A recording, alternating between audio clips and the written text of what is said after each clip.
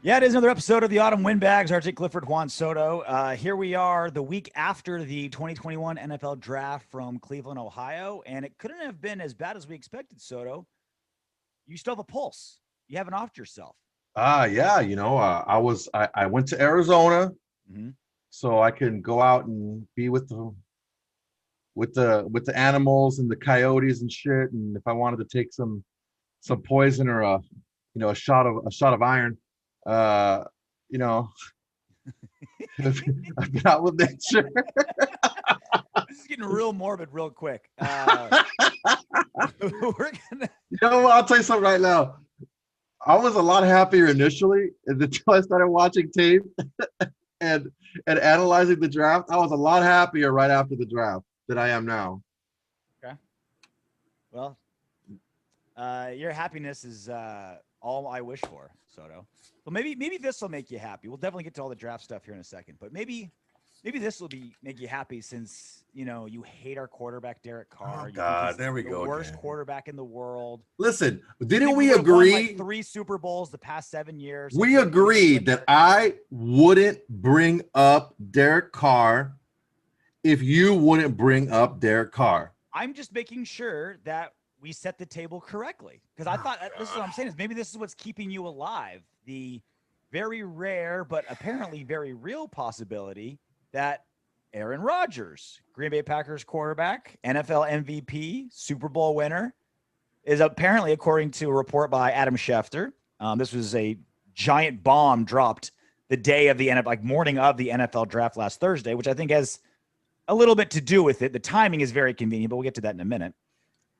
Aaron Rodgers is disgruntled with the Green Bay Packers and has told some within the organization he does not want to return to the team. Now, this is all, of course, a report from Adam Schefter. We haven't heard anything from Aaron Rodgers himself recently. And he's unhappy and wants to leave. And he said that, according to reports, that there's 3 teams he would go to: San Francisco 49ers, Denver Broncos, and the Las Vegas Raiders. This was a crazy, awesome way to get draft day started last Thursday, Soto. Tingling in my plums. Deep down in purple hueish blue. Hueish blue. Bluish hue, blue. All right, so plums. Okay, so I'm amazed you were able to travel with that giant boner you've had ever since you got the news. Yeah, I have 3-legged pants for that reason. Yep. So, look, we're probably the second most likely team if he is to move, because San Francisco just gave up a lot of capital to move up in the draft and draft Trey Lance. Okay, so that's probably not going to happen. I would say I'm 101% sure that's not going to happen. Well, I mean, wouldn't they be happy to trade Trey Lance to the Packers and a bunch of picks to get Aaron Rodgers? Well, the Packers already have their guy. The Packers already drafted their guy, who's not number one, who's already been in the system and who was rated just as high, if not maybe a little bit higher, as Trey Lance coming out of college. Okay. So if you already have your guy, why would you get another? You have 2 developmental quarterbacks. It just doesn't make sense. Okay. Plus, San Francisco doesn't have the capital anytime soon to give seemingly what Green Bay would want. The Rodgers ransom. Yeah, the Rodgers ransom. Yeah. So that leaves the Broncos and my Raiders. Okay. The only reason I see the Raiders going after Rodgers is mostly out of spite, to keep them away from the Broncos. Yeah. I mean, as it is right now, arguably, we might have the worst offense and the worst defense in our own division. No. Okay. Worst offense? We have a better offense than the Chargers and the Broncos. Definitely. Last year we did. And we will this year. Definitely. Oh, you can't say that. No doubt about it. You can't say that. Number one. Oh, okay. Say whatever you want. We'll keep the receipt. We'll play it back later. Yeah. I'm not saying they do or they don't. I'm saying it can be argued that they have the worst offense and the worst defense in the division. With Aaron Rodgers on your team, that's not even an argument as far as the offense goes. And I mean, a good quarterback is, a quarterback is like a Catholic priest. He could take away a lot of sins, but he can end up fucking you if you're not careful. All right. So good analogy. It just came in. Honestly, it just popped in my fucking head right now. I hope you didn't plan that one. I hope you didn't have that written down. You're like, oh, I'm gonna knock RJ's socks off with this one. Oh no, I'm telling you, it's the look. Are the Raiders likely to get him? Probably not. Is Rodgers likely to move? Probably not. It seems like a pretty diva move to drop this bomb on draft day, like a couple hours before the draft, and then not say anything the entire draft weekend or since. Mm-hmm. Who knows, man? If he's likely to move, I mean, those are the two. It reeks of Aaron Rodgers saying, "Draft me some weapons." He's a diva, dude. He's a diva, and you know what? There's nothing wrong with that because the motherfucker puts up numbers, dude. The reigning MVP. People thought he was washed up. He said, "All right, check this out. Boom, one of the top 10 best quarterback seasons of all time." Yeah. So he's got the stuff, man. He's got the stuff. He makes any team he goes to a Super Bowl contender because he's that fucking good. So I think the Raiders would be stupid not to at least call over and over and over again. Would I want Aaron Rodgers over a super hot chick? Yes. I would want the Aaron Rodgers on the Raiders, and I would call a super hot chick a bunch of times to fuck her. I would call Aaron Rodgers a shit ton of times. I would call Green Bay a shit ton of times to get Aaron You'd Rodgers. call 4 a shit ton of times just to fuck him, Soto. So imagine what you would do for Aaron Rodgers. Like this, it's true. This is what's the biggest take for me, because I'm with you in that I don't think Rodgers is going anywhere. I think this was just kind of like the timing was too perfect, right? Day of the draft. I think he's sending a message. And they drafted a fucking DB. They're like, yeah, right? You, like, all right, double bird. So sweet. I was so fucking dumb when I said it. Oh my god, it was hilarious. So I think it was just kind of like a power move from there. Look, could he go somewhere? Maybe. Like, according to the Packers, they've only gotten one call. That was from the 49ers, and they just like turned it down right away. Raiders haven't called. Denver hasn't called. So maybe the teams and GMs and coaches kind of know what Aaron Rodgers is doing here. But the big story to me was the teams that he picked. Raiders, Broncos, Niners. Like I said, Niners make very little sense with how much draft capital they gave out. The Raiders have a terrible defense. Why would Aaron Rodgers want to go, to a team that has, maybe he just cares about the offense, like cares less about he just cares about his stats. I don't know. Mm-hmm. The Broncos was the one that scared me because they're just one good quarterback away from being a major problem. They have a decent quarterback, right? They just traded for Teddy Bridgewater, and that we talked about it last week. Teddy Bridgewater alone. He has a team. He wins when he has a team. Teddy Bridgewater alone, when he has good things around him, plays pretty well. Imagine the Broncos not being just a sinking ship with Drew Lock at the helm, flipping that around and having Aaron Rodgers. They played with a fucking wide receiver playing quarterback last year. That would be a major issue. But look at it this way. Like, we talk about how, John Gruden, 3 years, 3 years again with the Raiders, no playoff appearances. Oh, he drafts crazy. Oh, he's just so impulsive, blah, blah, blah, blah, blah. 2 of what? You have Seattle and Green Bay's quarterback. Both made ultimatums. And both times, the Raiders were one of the very, very tiny few players that they picked. Like, think about it. Russell Wilson, Aaron Rodgers are probably 2 of the top 5, I would say, quarterbacks in the league, right? Probably. Like, I think it's pretty fair to say. It's not a 5, yeah. And both of them picked 3 or 4 teams, and both of them picked the Raiders. That's bonkers to me, because it's not like we're a team that's terrible, like it's really great, but we have a terrible quarterback that's holding them back. We have a good, even you acknowledge a good quarterback, right? Yeah. Worst case scenario, a much better than average quarterback. I think he's much better than that, but even the harshest critics say like, oh yeah, I've said he's above average. Yeah, but you still hate him. But the fact that they're going and they're saying, I don't care that the defense is terrible. I don't care that they haven't had a winning record under John Gruden. I want to go play for the Raiders. That tells me something. Maybe it's as simple as, hey, new stadium, no income tax. Vegas is I think I can be a star in Las Vegas. Some things like that. But I think John Gruden is running an offense that quarterbacks kind of drool at. And they're just like, damn, like Derek Carr is balling out under John Gruden. Imagine what I can do. And I think that's something that I'm going to touch on it briefly. But yeah, I think with the league sees Derek Carr for what he is as well. He's an above average quarterback who's playing at a well above average level in that system. If you put an even better quarterback in there, you're talking MVP level every single year. With the weapons he has, with I've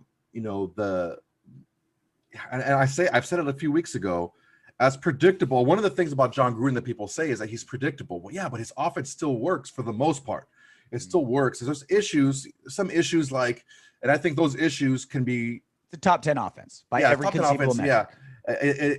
Even with the line completely falling apart and injuries, even with the number one receiver in back-to-back seasons going out before he was even able to go. Like, I don't know if Derek Carr really has the crazy weapons that we're talking about. I think Carr is, I'm not making this a big Carr thing. I think Carr's playing well, and Gruden's system is great. And Darren Waller's phenomenal. I think what if you plug in Wilson or Rodgers into that offense, it just gets bumped up even more, because if you just take the red zone snaps, the amount of chances they got in the red zone, even with the bad field position, they were able to move the ball down the field and get, they led the league in sub 30-yard field goals. That means the ball was like on the 12-yard line or less. They can move the ball, no doubt. They can move the ball. So if they get in there, Russell Wilson and Aaron Rodgers, that's where they shine. They don't go in the red zone and not get touchdowns. So is it going to happen? Like you said, probably not. But it's fun to think about. What would happen? Neither one of them are going to lack for weapons. On the Raiders. So, plus stars bring stars. Yeah. Stars want to play with stars. Yeah. How do you think the Chiefs and the Bucks have been able to keep their teams together? Like, all these veteran guys are like, I'll take $2 million less. I'll take fucking Ndamukong Suh, like, oh yeah, cool. Yeah, I signed my first deal for like $1 billion. Yeah, I'll go ahead and play for $2 million. No big deal. Yeah. A dude that notoriously just chased money his entire career, right? I can't blame him, right? He's just like, hey, I'll 1 year deal, 2 year deal. I'm not talking shit on it. Highest bidder. That's where I'll go. And even he's like, I kind of like it here. I kind of like winning. It's fun. Winning's I get fun. used to this. Yeah. Who knows, man? We'll see. We'll see if the Raiders can get that front office together. From all accounts. Well, and that's the other part of this is, and it's really hard to gauge exactly how much to take of this report, but there's a report from Tony Pauline. Is that Pauline? I'm not sure who that is, but he works for oh no, I'm sorry, wrong guy. Who was it that made the report? I'm trying to find it right now, that there's heads were going to roll in the Raiders front office. Tony what was his name? Tony Pauline wrote it. Yeah, but it wasn't. It was a guy from PFF. Let's see. You sent me a stupid link. This is the wrong link that you sent. What the fuck are you talking about? This is your link. I'm pretty sure it's yours. Oh my god. Okay, let's make it mine then. Fuck it. Okay, it's yours. I didn't even put a fucking link up there. But word in league circles is a major shakeup in the Las Vegas front office will be coming soon after the draft, and significant heads are expected to roll. Maybe I think it is from this guy. The pick of Alex. Okay. So this came out Friday morning. The pick of Alex Leatherwood in the middle of round 1 last night, a player that could have traded down and selected, is opening a lot of wounds and seems to be the final straw. Additionally, I'm also hearing a lot of friction between major players in their front office. So this is to Raider fans, a giant bomb, and which is kind of like a random little blog by a guy I'm not so sure who he is. So it's really hard to put a lot of stake in it. And it also doesn't sound like, I feel like I would have heard more rumblings of this from other insiders of the Raiders organization. And I haven't heard any. Here's the deal. It's not like they have their front office, quote unquote, front office is like 10 people. It's 3 people. Their front office is 3 people. Yeah. It's Mark Davis, it's John Gruden, and it's Mike Mayock. That's it. That's their front office. Okay. All these other guys that are hanging around, those are scouts and like, buddy, hey, put a fucking suit on and you can be in the draft room. Like, this is old. The Raiders do things their own fucking way. And in reality, it's really a 2-man front office. That's Mark true. Davis and John Gruden. That's true. But I mean, when they speak of front office, like heads to roll, it's probably going to be Mayock. They're talking about Mayock's head. Oh, there's no doubt about it. If the Raiders bomb next season, Mayock is the one that's going to be asked to fall on the shield. I'm telling you right now, if they get into like training camp and these guys are like, what the fuck? I'm thinking they should fucking let them go right then and there. I don't know. They hung on to Gunther all the way till the very end of last season. Like, only a couple games. That's a little bit different. That's a little bit different. The GM isn't quite as important during the season as he is in the off season, especially when, for all accounts, he's really not the GM. It's mostly fucking Gruden making the decisions. But man, dude, we'll get into this a little bit later. But I mean, I don't know. There's not a lot of details. I don't know the guy that again, mentioned but it. when there's three people in the front office, how many details are there to leak out? There's a lot of friction between major players in the front. There's always friction when it comes to the draft. I want this guy. You want that guy. He wants this guy. It's like, all right, we'll figure it out. Like, I don't know. Lack of details. This kind of coming out of nowhere, and maybe it's 100% true. I don't know if it's coming out of nowhere. I think that it's been there for a while. I think it's just we didn't think that the Raiders were going to pull the trigger because they have. I mean, Al Davis had a quicker trigger finger than anyone, but Mark Davis has seemed to have a little bit more patience. I mean, is it really a bombshell? Is it really a surprise? I mean, well, it depends. Take a look at their freaking draft when it says heads are roll and lots of friction. Does that mean like a secretary got fired and like two dudes were mad for 20 minutes, or does that mean that there's a complete overhaul and everyone's at each other's throats? Again, no details and really no follow-up stories either. So we had to bring it up because it was brought up and it was a story for a minute. I don't know. I'm not taking that much stake in it. Well, regardless, the draft went down this last weekend. Had a first rounder, second rounder, a couple thirds, pretty deep draft. And what did I say last week going into this draft? It was, look, I'm not so much picking like specific players or like demanding specific positions get taken. My big thing was like, look, make sure that as a squad, as Gruden, Mayock, scouts, everybody, you look in the mirror and say, all right, well, how have we screwed up the last couple drafts?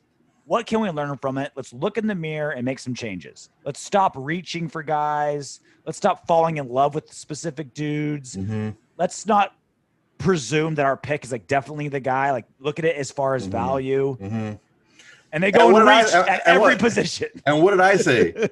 I said, people change when they're incentivized to change. And John Gruden has 7 years left on his contract, so I'm pretty sure he's not going to change now. And we were both right. So the Raiders go Alex Leatherwood, tackle from Alabama, round 1. Trevin Moehrig, safety, TCU, round 2. Malcolm Kuntz, end from Buffalo, round 3. Divine Diablo, DB out of Virginia Tech, round 3. Round 4, Tyree Gillespie, safety out of Missouri. Round 5, Nate Hobbs, cornerback out of Illinois. And then random 7th round pick that we got from a trade, which we'll get to in a second, Jimmy Morrissey, center out of Pittsburgh. So they started and ended the draft with offensive line. All 5 picks in the middle, all defense. It's the first draft in Raiders history without drafting one skill player. No quarterback, wide receiver, running back, or tight end. Well, that's what they needed. Yep. That's what they needed. And I don't think that my issue was ever with the positions chosen. And not because I was in Arizona this last weekend and I was following a lot of the draft off my phone. Oh, man. The more I looked at each pick, I didn't even I gave him the benefit of the doubt as far as position went. And I can see, this is a position of need. We need to get this guy but they're not doing that. Like you said, they're keying in on a specific player and they're saying, fuck everything else. This is our guy. Yeah. But the problem is, like, again, what I said last week is Gruden and Mayock have not earned that benefit of the doubt. And I'm just getting really tired at trying to rationalize and trying to make excuses for these picks.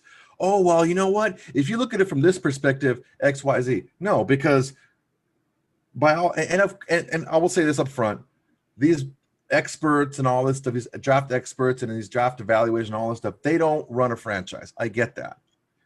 But when everybody but you is saying the same thing, maybe you have to change the way you're doing things. Because everybody said Farrell was a reach. Everybody said Arnett was a reach. I wouldn't say everybody said Ruggs was a reach, but I mean, by and large, he was considered a reach. Abram was considered a reach. And the jury's still out on Ruggs. He did perform well in stretches last year, but these other three guys, these are the guys that you got for Mac and for Cooper. Mm-hmm. And what did you do with it? You didn't get impact players on your team, and you reached where there were better players at the same position. It wasn't like, okay, there was better players at other positions. You know, like Devin Bush was picked one pick after Clelin Ferrell, right? Ouch. I would like to have him on my team. I would take either him or Josh Allen on my team above Ferrell. But it's like you have to be able to take the temperature of the rest of the league when you reach that far for these players. And I don't think any of these reaches have panned out, to be honest with you. Well, you could tell the Raiders, this sounds like a Gruden thing, falls in love with a specific player. You fall in love with a player and you're like, all right, I want that guy. And that's why there's all these reaches in round one. All the guys you mentioned, I think Alex Leatherwood, our tackle from Alabama in our first round this last draft, a reach, right? He went higher than most people thought he was going to go. Most experts had him pegged as a second round player. A full round higher. Full round higher, right? So one, it's the draft really truly is a crapshoot, right? Anyone who thinks they've got it figured out is lying. No coach or GM or scout has a phenomenal, like, unbreakable record, like with draft picks. Right? Yes, everyone has fault. Everyone has fault, right? Some guys are a little better than others, some guys are worse than others, but generally, the problem is the Raiders fall in love with guys and don't treat draft picks as value. They say, I want that guy, right? Like you said, they don't have the history to say, okay, we'll just trust you. Like, you're so good at picking draft picks that if you pick a guy that's out of order, that's okay, because you got this great history of just like getting all these home runs, right? Oh, those crafty Raiders did it again. Yeah. No, it's like, oh, the Raiders did it again and shit themselves. Never happens, right? And so the Raiders need to treat draft picks as currency, as value, as something, not 17 means we can get whoever we want minus the 16 guys that came before it. It's no, 17 has a value as currency. It has a dollar amount per se, right? And you need to turn that into draft current, like draft capital. Okay. What do I mean by that? When you look, like, a lot of people brought up this, right? Alex Leatherwood, number one, Trevor Marg, round two, right? People say, oh, well, if they just went Trevin number one, Leatherwood number two, no one would complain because they get the two players, but just because it went out of order. No, because they had to give up draft picks to get at number 42, Trevin, right? They had to make a trade and give up value to get the guy that they wanted. So no, it doesn't flip evenly. And that's consistently what's wrong with the Raiders. Like, look, let's say, okay, for the sake of argument, all right? Just for the sake of this argument, let's say Alex Leatherwood is the best tackle in this draft. Maybe he is, probably not, but okay. For the sake of this argument, let's just say Alex Leatherwood's the best tackle in the draft, and the Raiders got the best tackle with pick number 17. They still could have gotten him and he had more value. They could have traded back to like 30 or 36 or whatever it was and still gotten value with that pick and their guy. But they didn't. They just said, oh, we fell in love with this guy, so we're going to get him. Stop treating draft picks as players and start treating draft picks as value. Yeah, I mean, everyone's going to say the same two things. I can always see the message boards. Oh, you're, armchair GMs, and you do this, and these guys watch all this film and all this and that and all this other shit. Look, fucking save it, all right? Because everybody said Clelin Ferrell was picked way too high. He was like the 25th, 27th guy on the board, picked at 4. Guess what? He's performed like it. He's performed like it. Arnett was the 4th best DB on his college team, and he's performed like it.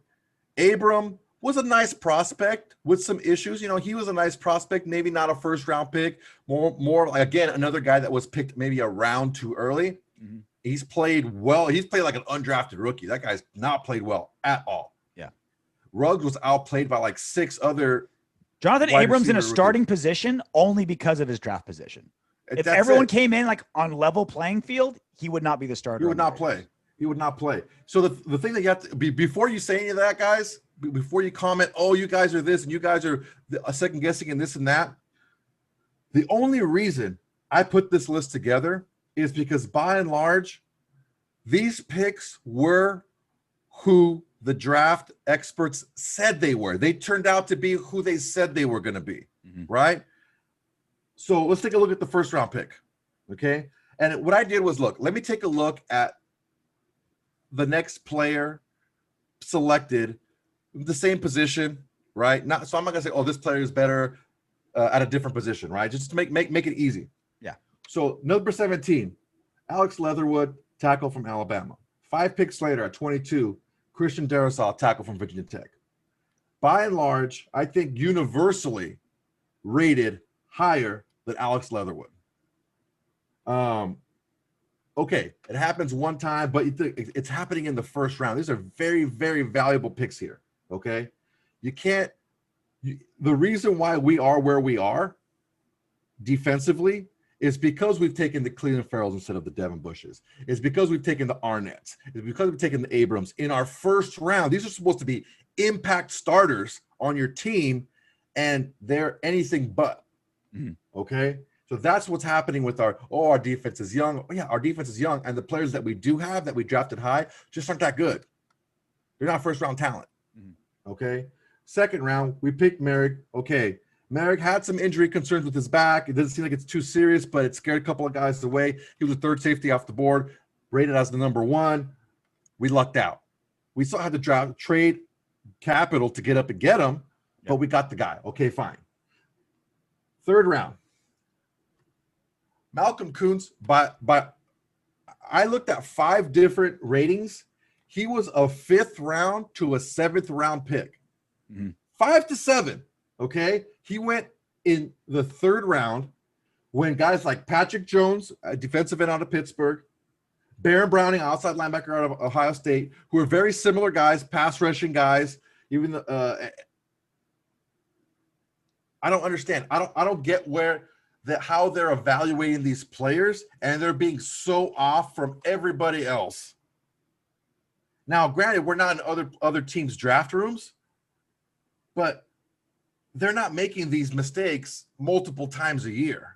We're making these mistakes every single year in the first round.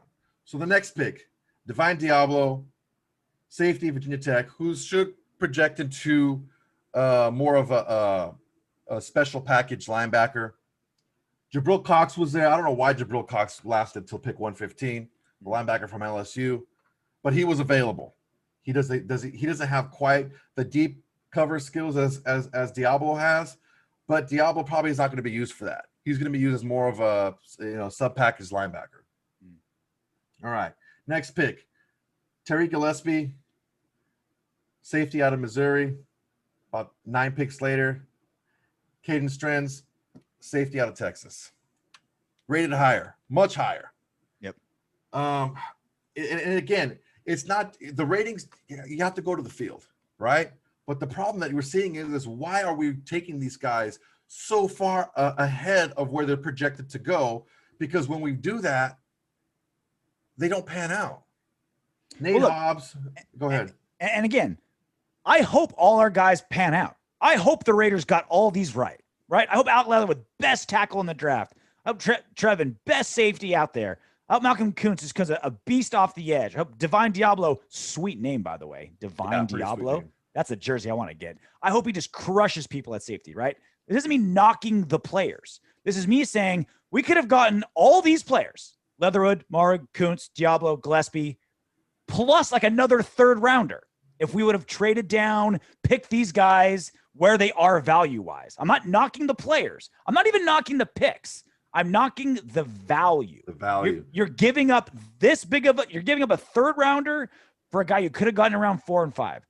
That's what I'm knocking. That's the problem. Not these picks, not the players. I'm hoping they take off. I think it's not the players' fault. I'm not mad at Alex Leatherwood. But what I'm mad is that we could have had all these guys plus another like 3rd or 4th rounder if we would have maximized the values of the picks. And the thing is, when you take a look at our defense, that's where it shows. That's where the value shows, is you're missing out on these guys that should round out your roster. Instead, the guys that are backups normally or special teams guys, those guys are starting on your defense. And that's where it shows up, is on your depth And it shows up in the top, at the top and the bottom. It shows up at your elite players on defense, and it shows up at your bottom players on the defense. Those bottom players are now bumped up to having to play more than they should, and those middle players or starters are having to play a higher role or more is expected of them than what they're capable of. Yeah. And I can just see it now because, listen, guys, I love your comments, man. Keep them coming. Even if you're killing me, they're fucking great. I love it. And it's the thing is like, oh, wait and see, this guy's going to be this. Wait and see, this guy's going to be that. And Carl said at this first. I did a video on Jonathan Abrams. He's going to be fine. Okay, I'm glad you have that kind of confidence, but I'm looking at what I'm seeing on the field. Okay, you can look at that tape. You can look at that college tape. That's fine because you're going against college receivers in a college system against college quarterbacks. It's a little bit different now. And he looks absolutely lost. And that's how a lot of our team looks, just out of place. Cleveland Farrell, yeah, you're a cornerstone of our defense. You were drafted number 4 overall. Whoops. Arnett can't stay on the field. Abrams getting turned around left and right. It's like, look, these players could all be very nice players. And I heard a couple of things from some people. Alex Leatherwood's going to be just fine. If he's a 10-year starter in the NFL, you guys are going to be eating shit or whatever. Look, I'm not saying he's not going to be a 10-year starter in the NFL. I'm saying that there was a player that was better than him at his same position who was taken. Is Alex Leatherwood a scrub? No, he started for the national champion. I mean, one of the perennial top programs of all time. He started at multiple positions for them. He was a team captain. He was a leader.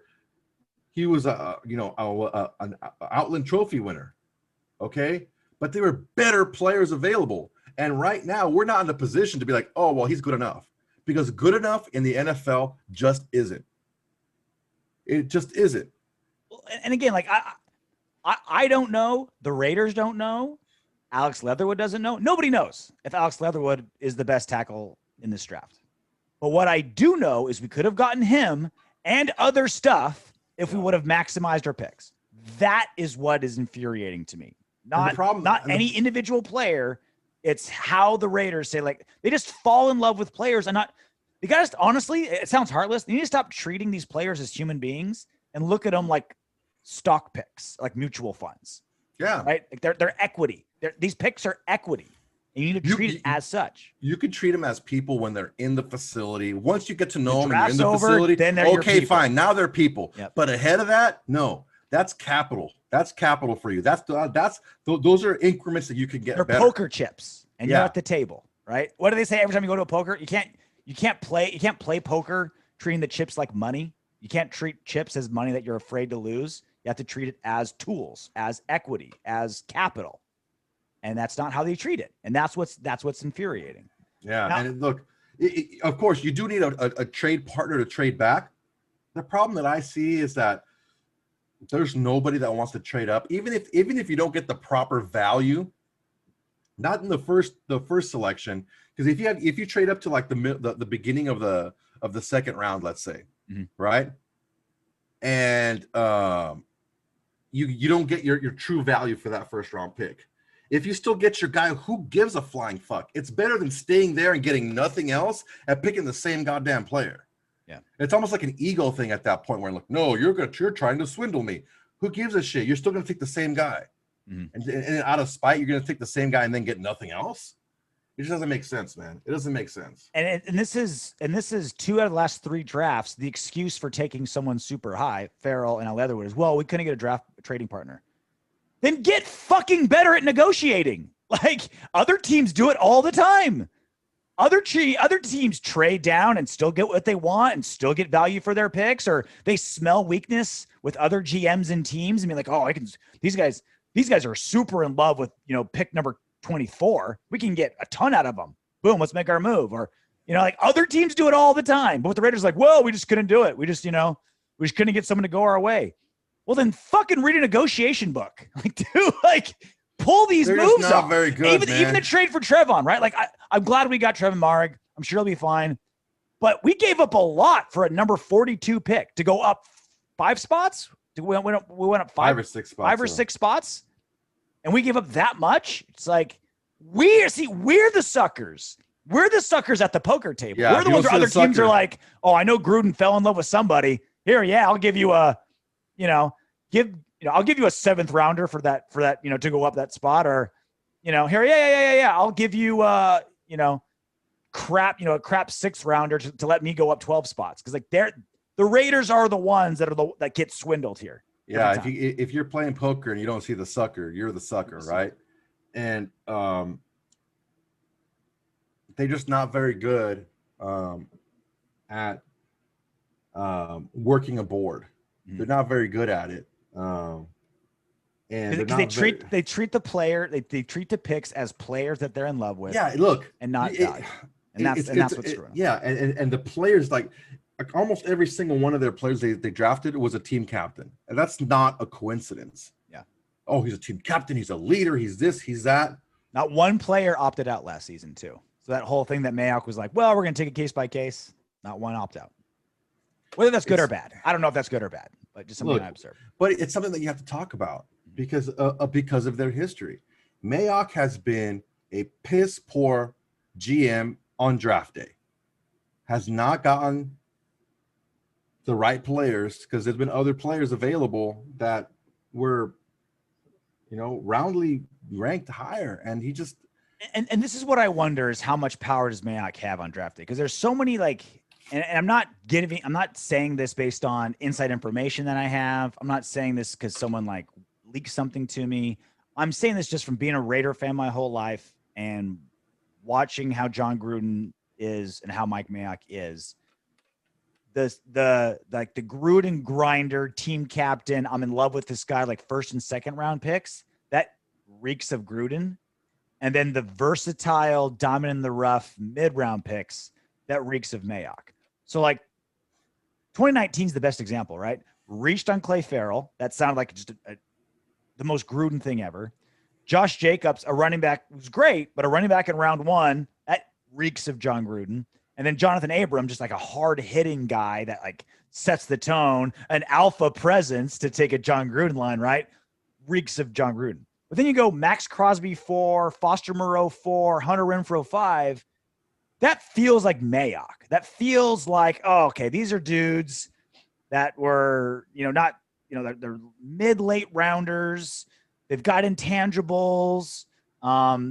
Generally came from really big programs, except for obviously Crosby, Eastern Michigan. Those felt like Mayock picks to me. And so I'm hoping that 2021 is the same way.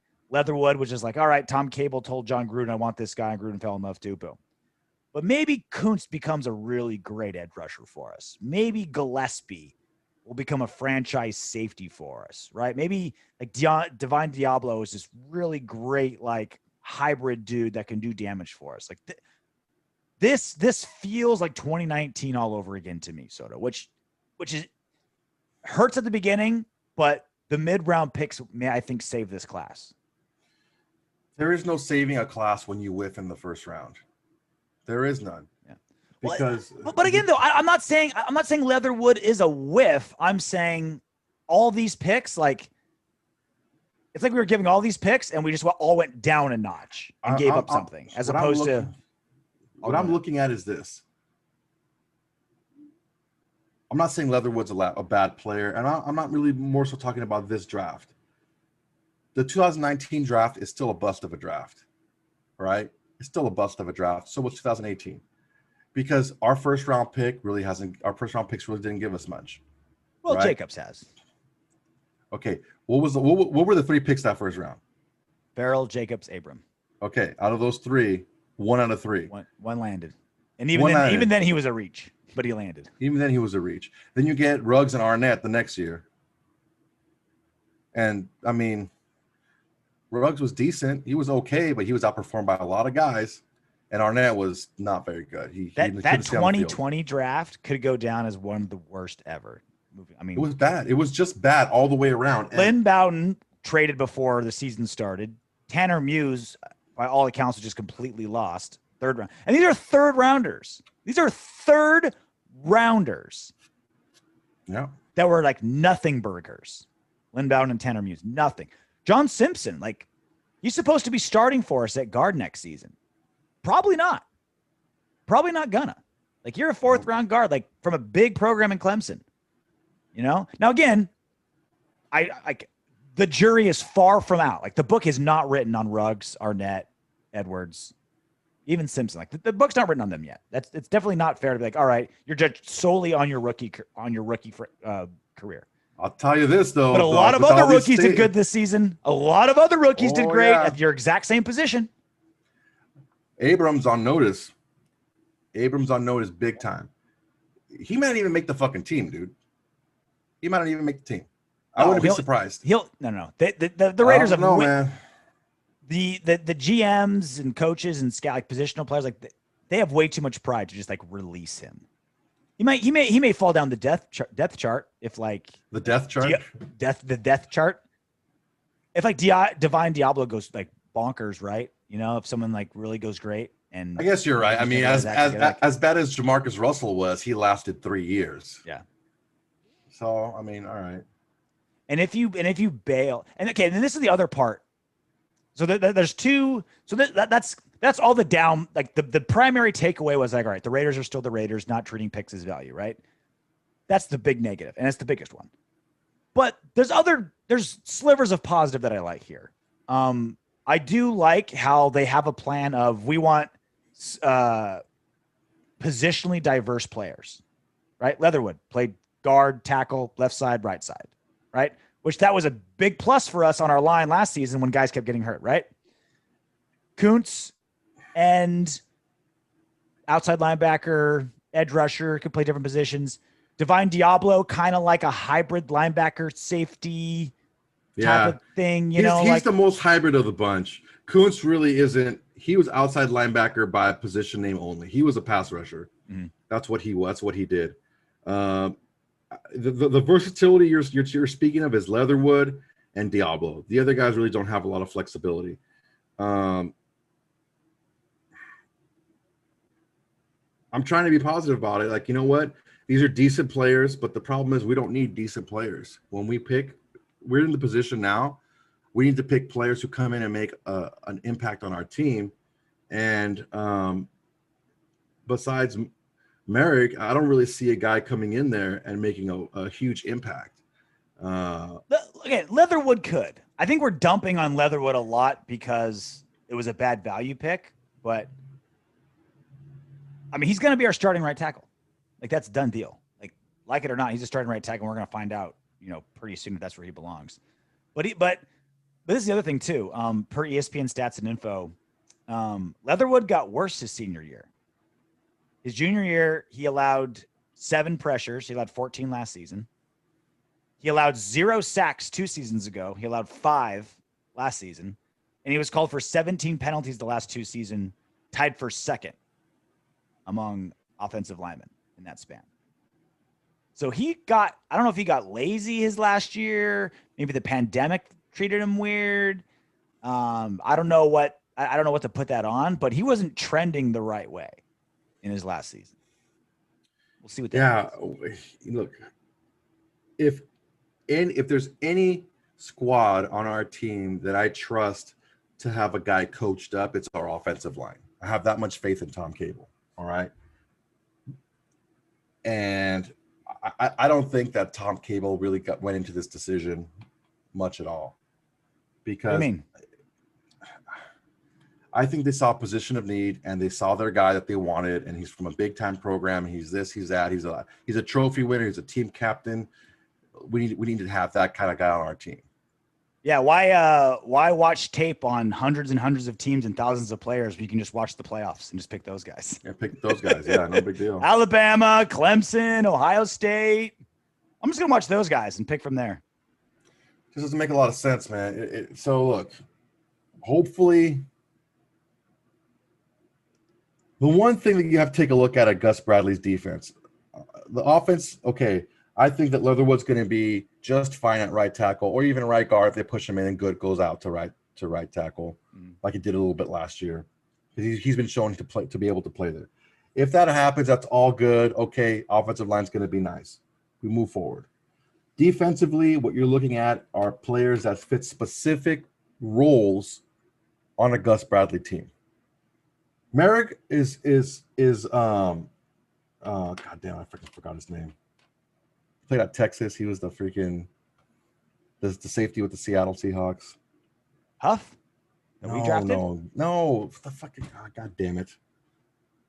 God damn it. Damn it, brain. Damn it, my brain, it got too much bong resin in it. You got a Google machine right in front of you. You don't have to use that brain. Thank God. I know, right? This show would suck if we Earl Thomas. Brain. There we go. Earl Thomas. God damn it, my fucking brain. He's Earl Thomas. That's who he's drafted to be. Earl Thomas. Divine Diablo is probably going to play that Cam Chancellor role, where he's, either out deep or he's in the box. There's really no in between with him. There's these guys that play specific roles on the team. Carl Cockerham said the first time around, Bradley likes to have that undersized pass rusher, that D end, that Ingram type guy. And that's, that Ingram, that Irvin type of, pass rush specialist. That can Kuntz be that guy? We'll have to wait and see. You have one similar in Ngakoue right now, who's a little bit undersized and who's mostly a pass rush specialist. It just seems like a decent capital to, in the third round, you're picking this project guy who's a specialist. If you're picking a specialist in the third round, he better be a fucking damn good specialist. Yeah. And you're picking a more of a project guy. It's like, the more and more I studied this draft, and I did watch tape on each one of these guys. The only one that didn't watch tape on was like the like Nate Hobbs and Jimmy Morrissey. Like, look, man, you gotta cut me some slack here, okay? I wasn't at home, but I'm shaking my head. My biggest takeaways are there's no one player on this draft squad where I'm just like, all right, this guy's a schlub. I can't believe he got this guy's guy. I felt that way a couple of times in the last few drafts. Like Tanner Muse, I was like, what the hell? Like, this guy doesn't have a position. Just some like goofy, oversized white dude from Clemson that like doesn't know what he's gonna do. Like, that was a weird pick. Like, none of these felt bad. They felt like reaches, but they're like, all right, I want that guy on my team, just not the position he was picked. So the overvalue of the picks was my big takeaway. The diversity of these guys and the position they can play, I like. And the fact that we went all, we bookended it with, linemen, which we needed to tackle, and then all defense, which was good. Like that, at least that was one part of this. I'm like, all right, Gruden at least had the self-awareness to say, our offense is stacked, our skill players are great, we're good to go, and yet, so let's go all defense.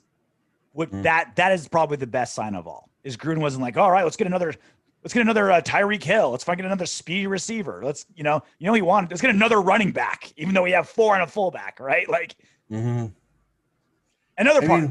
And so another Raiders takeaway. And then we'll get to kind of like the rest of the draft picks and how it affects the Raiders from the other teams. This is the 4th draft of Gruden in his second stint with the Raiders. 4th full draft with Gruden. Not one quarterback drafted in 4 drafts. What does that say about how he feels about Derek Carr? I think that means, hey, let's put it to bed. Not that we can't improve every single position, but not one project, not one high pick, not one low pick, none. Not one quarterback drafted in 4 drafts by the Raiders. How's he done otherwise? Hit and miss. Not great. Mostly miss. But I'm not saying he would have made a good pick. I'm just saying that kind of goes where his head's at, where people are like, oh, Gruden's got a wandering eye. He wants to get rid of Carr. He hasn't made any moves to say that that's the case. All right. So how do you feel? Any other things outside of who the Raiders picked, right? The Raiders have their 7 picks. The Bears got their quarterback. They got Justin Fields. I know people were saying like, oh, darn, like, because we played the Bears. We got a home game against the Bears next season. Like, oh, man, it's going to be a tougher game. Yeah. I disagree because I don't like who's going to be better. Who's going to be better? Andy Dalton now or a rookie Justin Fields? I'd probably say Dalton, right? Like, rookie year. In the future, I think Justin Fields is going to play great. But I think it depends on how early Justin Fields plays. I think they're going to start him real early. If they start him real early, it could be a real problem for us. No, I think that if they start Justin Fields' his rookie year, I think that's a better case scenario than Andy Dalton. I think Andy Dalton next season is better than Justin Fields. Justin Fields years 2, 3, and 4, I think is much better than Andy Dalton. So I kind of like that for next, because I'm not thinking long term, right? If it was like like if the Broncos got Justin Fields or something, like, oh shit, like that's gonna be a problem down the line. That's long-term issues. Well, but the Bears aren't in our division, so I just care about next season. So the Broncos got Pat Surtain II, which is not good for us because it made an already strong defense even stronger. And with Bridgewater, he doesn't turn the ball over very much. So you're not going to be able to get those easy points off of these guys. You have to drive the field a lot more. But I think the biggest problem in our division is the Chargers getting Rashawn Slater. Yeah. Even running for his life, Justin Herbert played off of his ass. He was doing shit that he wasn't doing in college. Yeah. Okay. And now he has a legit top flight left tackle that you can build a whole line around. And that's a big problem. That's a big problem for us, especially how weak our pass rush has been. It just makes things even harder. So, I mean, Chiefs did, a couple things here and there, whatever. They got a couple of the speedy guys. This is what they do: get more weapons, right? I don't know how the fuck they do it, and they they'll find a way to pay everybody. But we got to worry about first winning our division, and it seems like although that we did get better at positions of need, I think the Merrick pick is going to be something that, he did slide because of that injury concern. He had, for those of you who didn't hear or don't know, during his pro day, he was wearing that trainer's tape on his back. What is it called? Kinesio tape? Yeah, kinesio tape. All over his back because he had hurt his back, and those are the concerns that made him slide and made Holland and what was that kid's name out of UCF, the other safety that were picked ahead of him in safety. But he was there, he was available, we went and got him. Should be a good pick for us, and I'm hopeful. The issue that I'm having, like you said, we got a lot of guys, and these guys, can they play in the NFL? I'm sure they can, but where are the stars here? Where are the needle movers? Where are the playmakers? And other teams seem to find them in lower rounds. And as good as Max Crosby has played, I mean, he hasn't played great. He's not a Pro Bowler by any means. Yeah, I think he's just the best that we have, and because he looks great better, compared to the rest of the defense. He's better than the rest of the defense. So but compare him to the rest of the league, I don't think he's even sniffing the Pro Bowl right now. Can he get there? I mean, we'll see. But I mean, how long are we gonna have to keep holding the bag? And this goes back with my theory that because the Raiders have been bad with their first round picks and they've been bad at free agency, you just have to get as many draft picks as possible and hope you get lucky, right? Just like instead of like trying to like fish in one specific hole, just shoot out like 8 lines, 20 lines, right? Just throw them all out there and hope you get something, which is why 2019 came out okay, right? Hunter Renfrow late, Foster Moreau late, Max Crosby late. Like, yeah, that's because we had 3 4th-round picks. You know what I mean? Like you're gonna land these guys if you just overload with picks. So that's my theory. Like, don't be the Rams where you're trading away first rounders for specific guys because you're not good at free agency. Don't be like giving away draft capital to trade up because you're not that good at drafting. Just get as many draft picks as possible and hope you stumble on some good guys, because that'd be great if we didn't keep shitting our first round pick away. That's why you need 3 of them, because maybe you'll get 1 out of 3 if you get 3 of them. And the thing is, I'm not saying you shit away the pick with the player Leatherwood. Like you're saying, we shit away the value of that pick, and that's what happens with bad teams, man. That's why bad teams they keep making bad decisions both in free agency and in the draft, and that's why they stay bad teams, man. And the worst thing you can be in an NFL franchise is one of those mid-tier teams. If you're sticking in that mid-tier, that's the worst, because you're not guaranteed. Like, I mean, I say this even though they fucked up a number 4 overall pick, but normally if you get a top 10 pick, you're going to pick a needle mover. You're not going to reach unless you're the Raiders for a guy who's just way off the charts, right? Mm-hmm. And if you're really bad, you could start your building blocks with those draft picks. If you're good and you're picking towards the end of the round, you have maybe a couple of things you want to fortify here and there, but you're a high quality caliber playoff team. Just pick a couple guys here that are going to fit your system. Look what the Dolphins did in a season and a half. 2 seasons ago, they were a laughing stock, people thinking they were going to go 0-16. They went 10-6 last season and a shit ton of draft picks this last draft. Mm-hmm. Why? Mm-hmm. Because they treated draft picks like capital, like currency, like equity. Who they had on who they played. Yeah, like that. And the thing brilliant GMing by them. Who they had on their team. Okay, this guy, Tunsil, is an amazing player. Is he worth it to us? How is he made better for us? His value is made better to us by bringing in more players.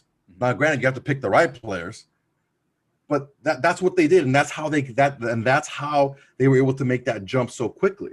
Is they traded away their players that had value, and they got back this commodity back for them. And when they got that back, they made the right decision. The issue that I'm having here is we're doing the exact opposite. Instead of identifying the players for their value, we're ignoring the value and just identifying a player. Yeah. And we're selecting them. And so it's not tough, man. This draft class isn't doom and gloom because look, like this is something we're going to like. Well, fuck, not yet. Not until they haven't played yet. Because this is the issue, and it's the issue every single draft. Okay, so that because we get less value, that's bad, and it should change, and this is certainly a problem. But that doesn't spell doom and gloom forever. We still got a handful of players.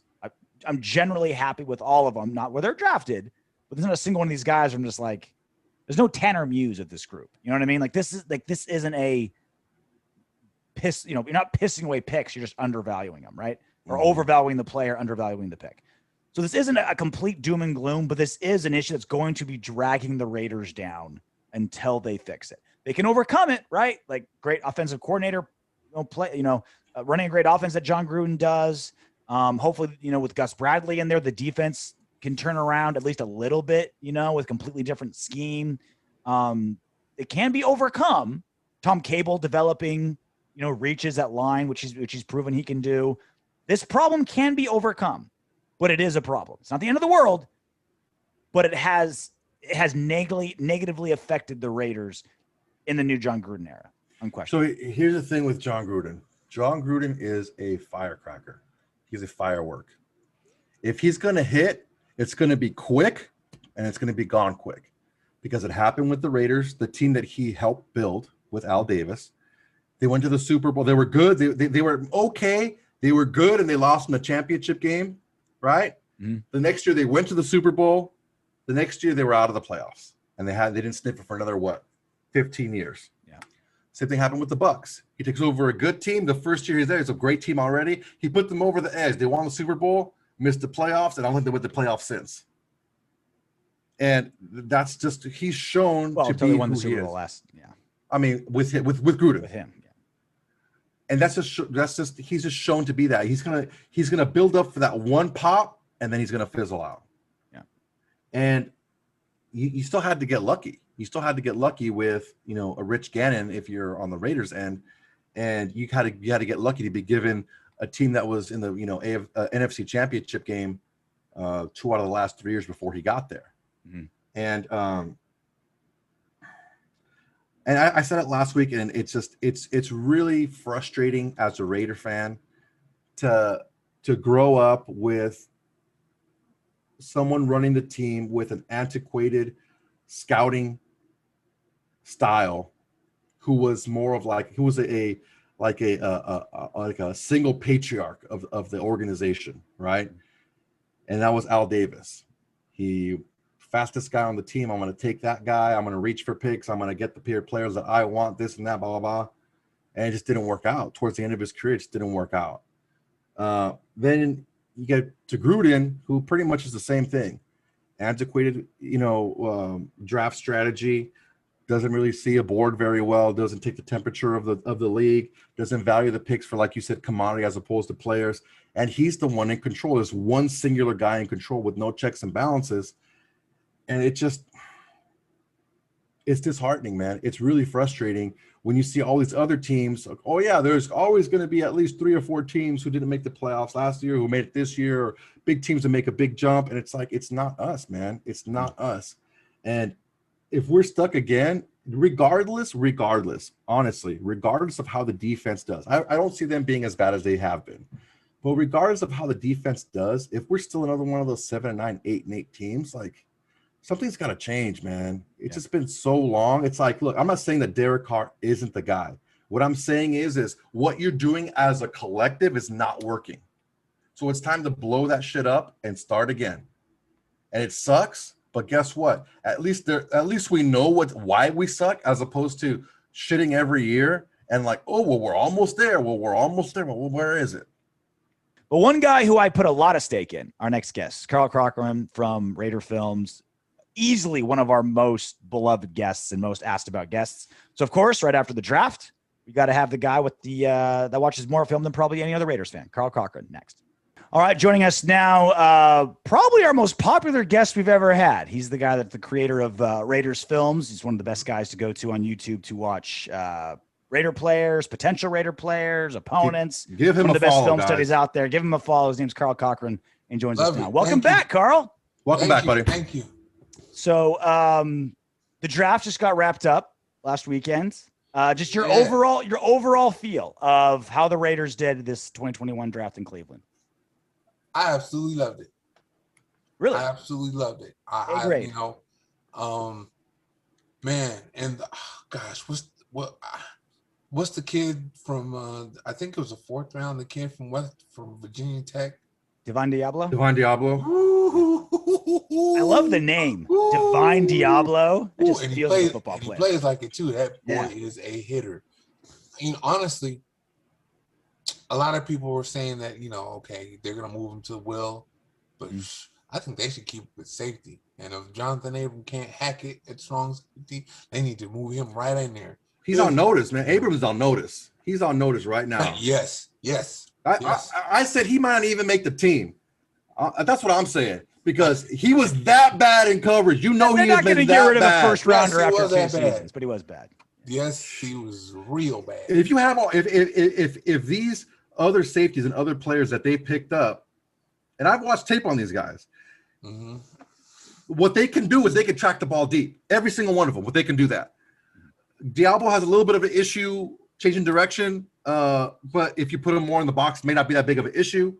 But he's gonna be in the box. Yeah, that's what I'm saying. He's gonna be that Cam Chancellor type. But if same school and all, but if you got these guys, if you got these safeties who are able to do the one thing that Abram is the worst, and I'm not talking out of turn here. He was the worst in the league in pass coverage. Okay, yeah, I know you're not. if these guys can do it, Abram doesn't have a spot on the team. You know what I'm saying? Like, I mean, I'm not trying to take anyone's job away from him, but it's like you drafted 3 safeties. What does that tell you? It's a big problem there. And you signed one. Yeah, you signed it. You signed one you released. You're like, hey, we'll do catch and release, and we'll jump back into the water with the fish in our teeth to replace the dude we drafted in the first round 2 seasons ago. You know, I'm gonna tell you right now, when they signed Joseph, I was like,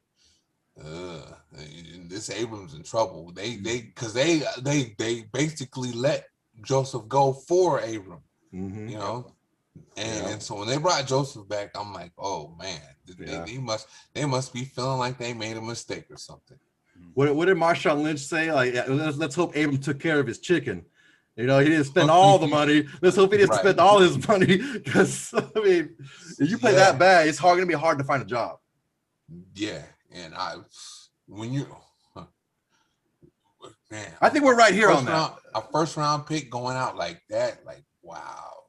Yeah, that's. I mean, you know, on it, but as horrible as it looked,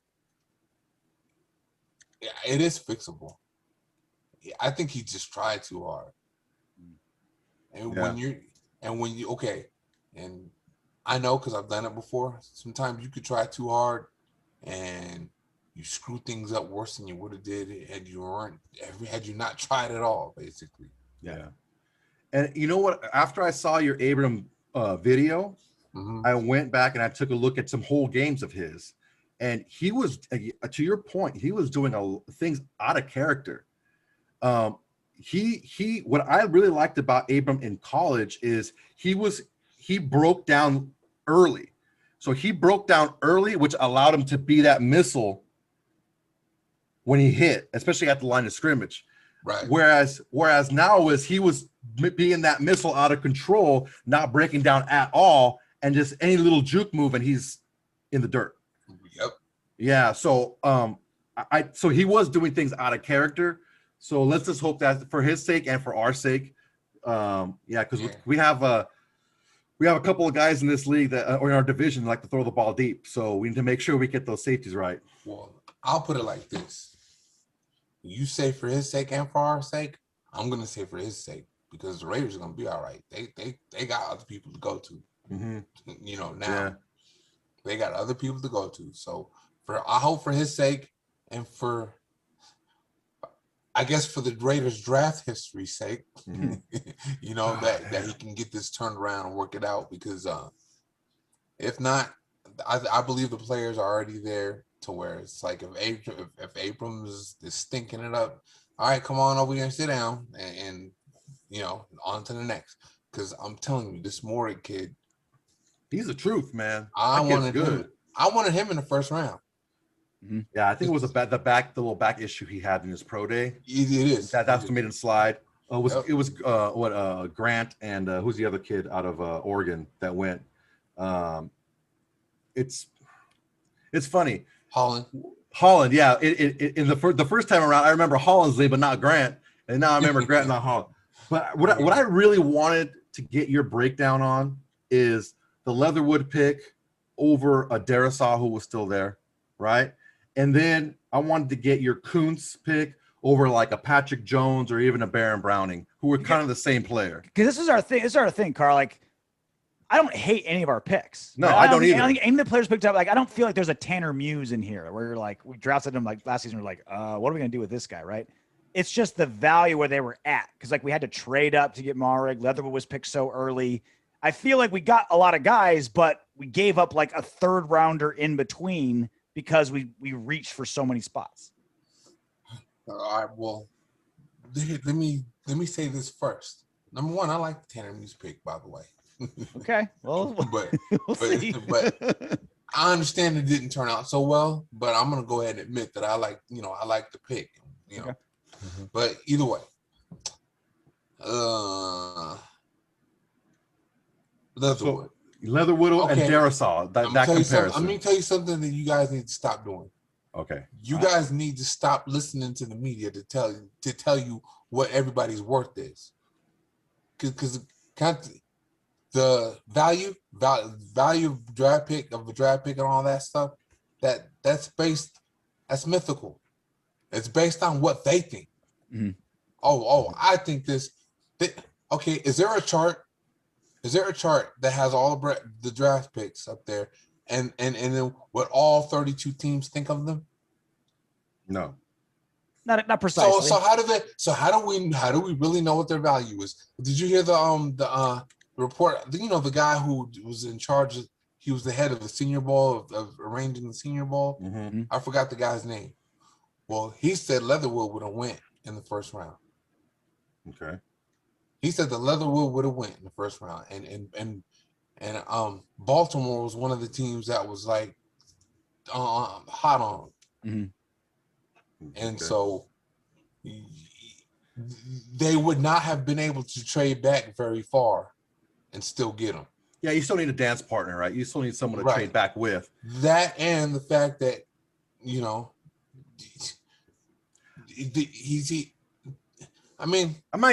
one's saying he's a bad player. No one's saying that at all.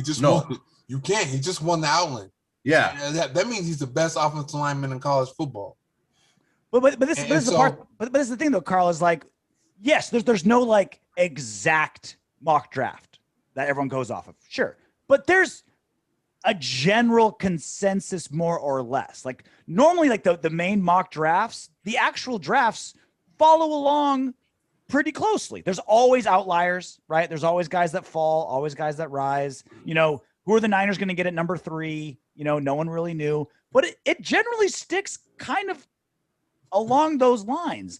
And so when especially in the first round, but when you're the Raiders who reach every single season, right? From Farrell to Abram to, you know, to now the Leatherwood, like they consistently do it, Carl. Okay. Okay. What did you say? You just mentioned, he's going to go at number 3. You did notice you said number 3, right? Mm-hmm. Because the top 10 is the easiest to pick. After the top 10, yeah, it's a little bit harder. There's a consensus top 10, of course, because those guys are cut above everybody else. Mm-hmm. And obviously teams have needs, and those players are that good that they're in the top 10. Mm-hmm. But after that, it's a crapshoot after that. It's rough. And they never have mock drafts. They never have the top 10 is usually pretty close. Yeah. There are times that the top 10 is even way off because when the Raiders are in the top 10, yeah, it is. Because somebody always throws a curveball or someone moves up. Yeah, exactly. Yeah, and so, but once you get past, 10, 12, man, the further from 10 that you get, the more out there it gets. I agree with that. I think the one thing with me specifically is I have this PTSD with the Raiders first round pick specifically because, I mean, you and I both agreed on the Derwin James pick. Now, Derwin James has been injured early in his career, and you can't really translate that over from team to team. You can't say, oh, well, he was hurt with the Chargers. He would have been hurt if he came with us. You can't say that. You can't say that. You look at the player. Derwin James is a stud when he's on the field. And you and I both agreed on that one. Mm-hmm. And then, you can't say if you're a Charger, you're probably getting hurt because they always, I don't know if it's bad turf, but those Chargers just love getting injured. So what I'm saying is the PTSD that I have from the Raiders is when you drafted Cleveland Farrell and the next 2 picks are Devin Bush and Josh Allen. That's hard for me to swallow. And that lowers the benefit of the doubt for me, for the executives for the Raiders making these picks. And when you do that, or when you have, let's say, a Ruggs who, by all intents, can be a good NFL receiver, and he was hurt last year, but he was drastically outplayed by 5 or 6 rookie wide receivers.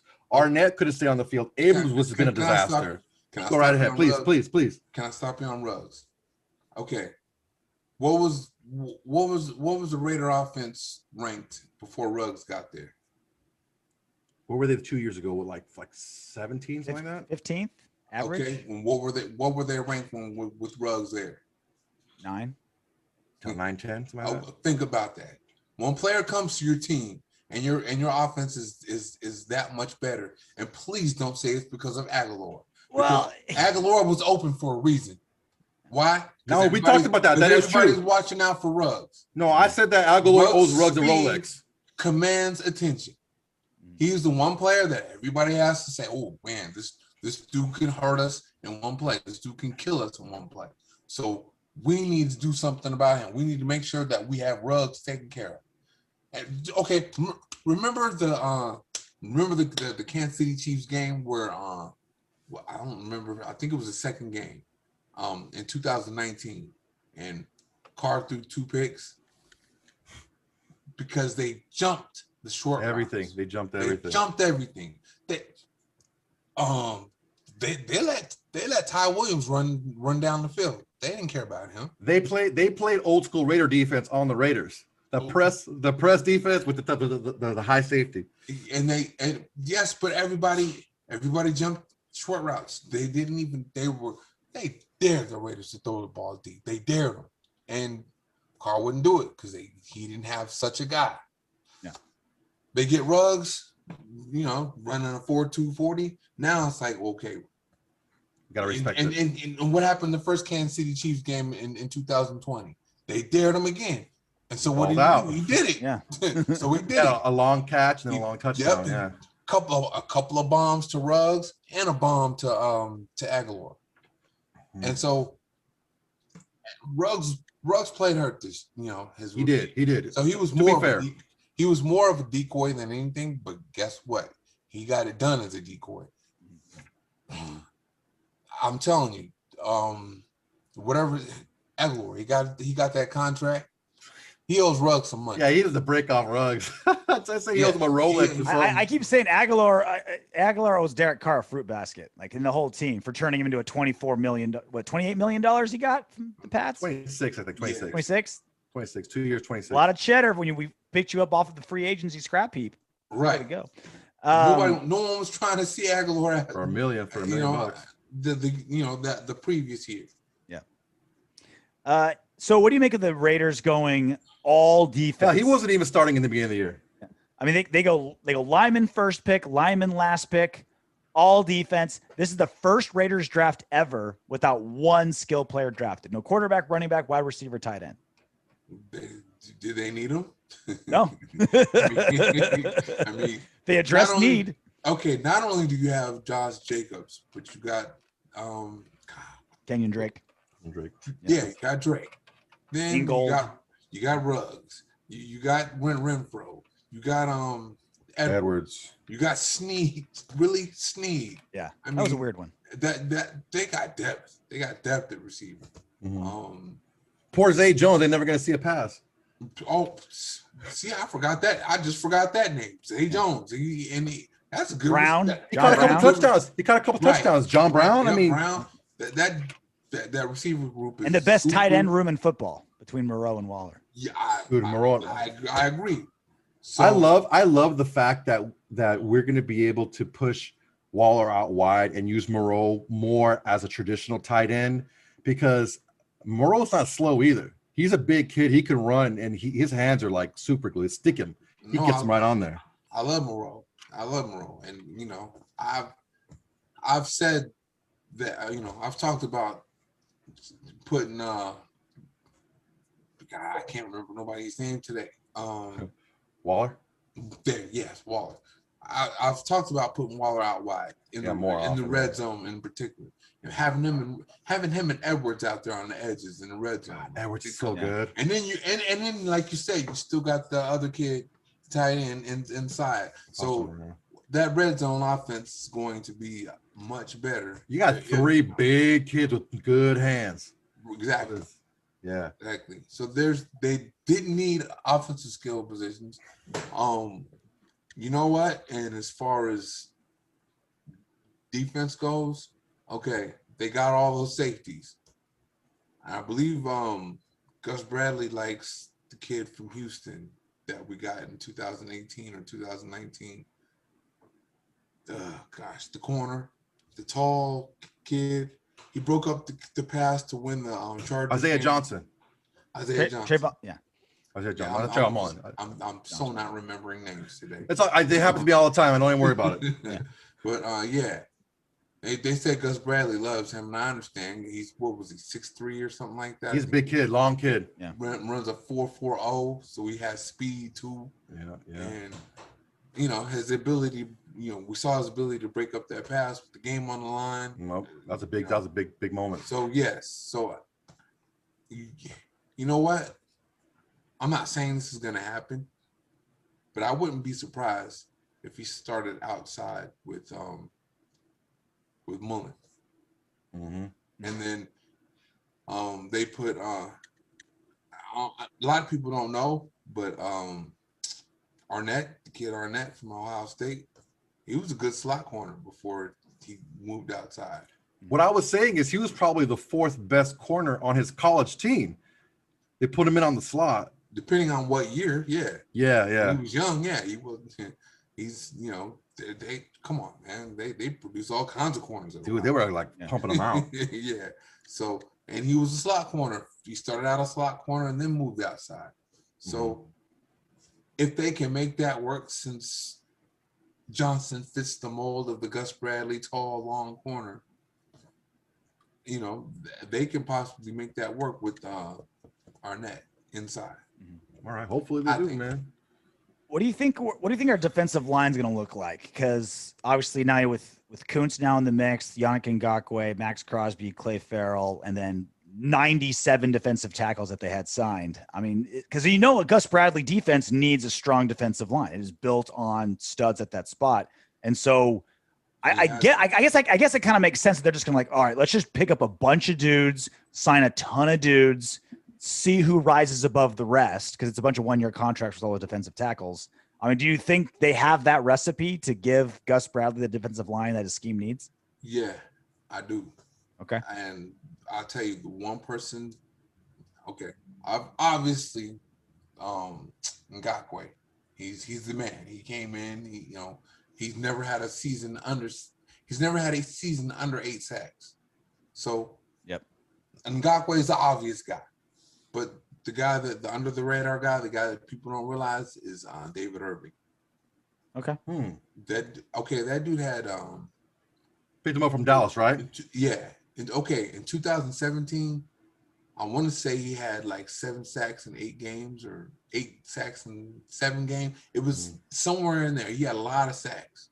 And of course he got suspended because he liked to smoke that bud. And the horror. And horror. And now you can smoke bud. He's good now. You don't test for it anymore. So there's no what's going to stop him now. You know what I mean? Mm-hmm. And when I saw him he was only in for like, I'm not sure. I don't even think he had 10 plays before he got hurt.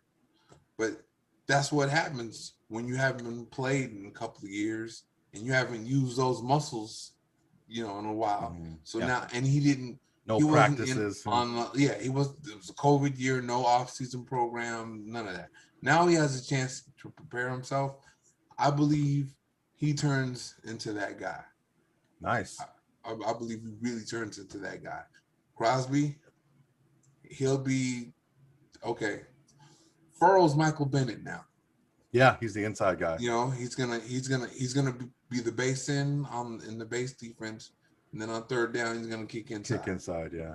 And he'll be inside with Irvin to me. And Crosby will be the other outside rusher when along with Ngakoue. And the Coons kid will be in the rotation. Carl, your optimism is infectious. Like we have like the worst pass rush in football, and you're like, no, dude, look at this. We got Irving and Coons and Ngakoue. It's like we're gonna be good. It's like, ooh, you give me all this hope, Carl. People are sleeping. That's because people are sleeping on a lot of the people that didn't. Okay, like for example, Irvin, he didn't really get a chance to show anything. I mean, 10 plays? I don't know, something like that. But he looked like the same guy though. If you look at him on film, he looks like the same guy, and he's still athletic. He's still quick off the ball. Obviously, he's still tall and long. He's still 6'7", still has those 35-inch long arms, and he doesn't stay blocked. And you don't have to stay blocked when you have 35-inch long arms. When you have arms that long, and so yes, I'm believing, and then what I'm most, enthusiastic about is we got somebody that knows how to use all that, which is Gus Bradley.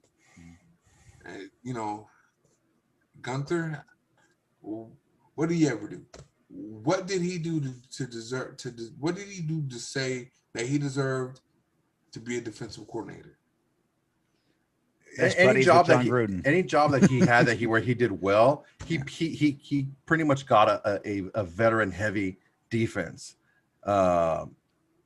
He didn't have like a young defense like we had, and he had to develop. Yeah, but guess what? He didn't do nothing with the defense in Cincinnati. They were ranked number 24 when he was, when he moved to coordinator and the coordinator went to become head coach in Minnesota. And they were ranked number 24 and in the 20s. They didn't do anything. They didn't do anything impressive. Even great when it was the Chiefs either. Even with the veterans, he didn't do anything impressive. So what? I gave him a chance. Obviously, I said, okay, we'll see what this happens. We'll see what happens with this double A gap system and how. Oh my goodness! Did not. Yeah. You know, the one thing is this. One thing that we have to do when we get somebody new or whatever is this. You talk about the double A gap front, and I was enthused about that because you don't know which one's coming when you have these guys lined up in the A gap, and you got the safety walked up, and you don't know who's coming. They don't really blitz that much, but when they do, it's pretty much jailhouse. Yeah. And but you have to pay attention to the coverage.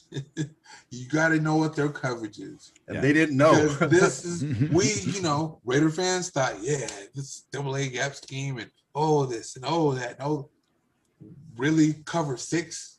They were lost, man. They were lost. Cover 6, all this cover 4 and cover 6 and we're playing zone with bump and run corners, like playing off man with bump and run cover corners.